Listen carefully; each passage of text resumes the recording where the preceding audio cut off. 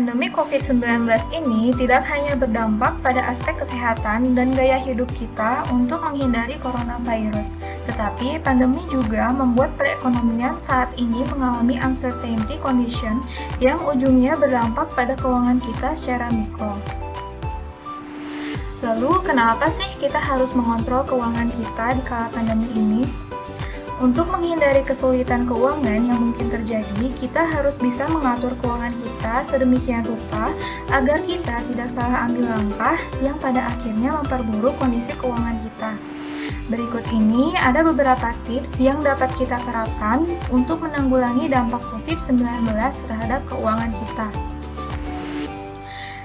Tips yang pertama adalah mengevaluasi sumber penghasilan. Evaluasi sumber penghasilan membuat kita bisa mengukur kemungkinan-kemungkinan terburuk adanya pengurangan penghasilan seperti pemotongan gaji ataupun penurunan omset usaha. Evaluasi yang cermat membuat kita dapat dengan tepat menyesuaikan anggaran pengeluaran kita dengan penghasilan yang ada.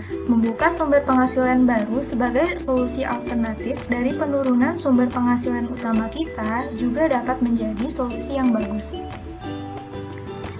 Tips yang kedua adalah pastikan belanja lebih sedikit daripada penghasilan.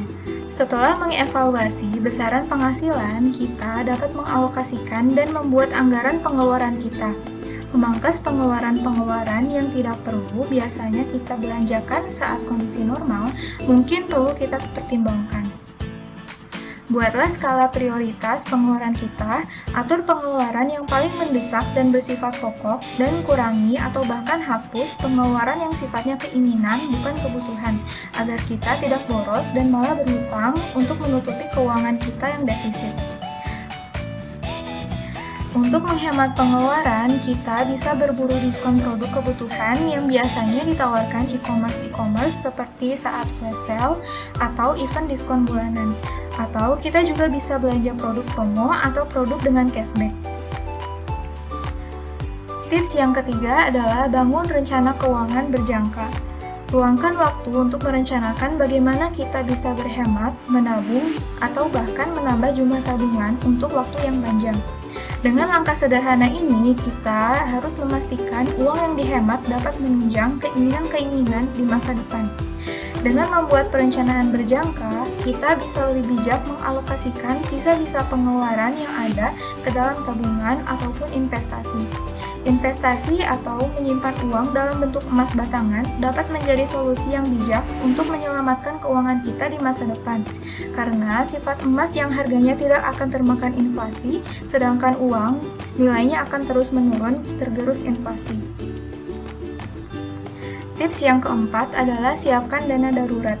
Kita harus bisa konservatif membuat alokasi khusus untuk dana darurat, sehingga jika kita mengalami kondisi krisis yang tiba-tiba membutuhkan pengeluaran yang tidak terduga, kita sudah siap dan bisa melewati krisis tersebut.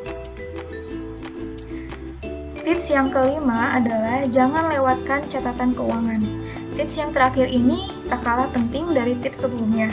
Kita harus mencatat semua aktivitas keuangan kita seperti pengeluaran dan pemasukan selama sebulan agar kita dapat mengevaluasi bagaimana keadaan keuangan kita maupun pola pengeluaran aktual kita.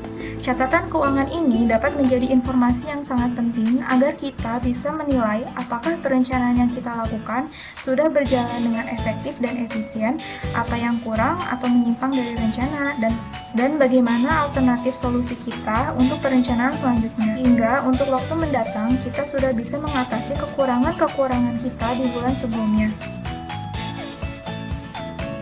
Catatan keuangan ini juga bisa menjadi pengingat untuk kita agar kita bisa berancang-ancang ketika pengeluaran kita sudah mendekati batasan yang dianggarkan.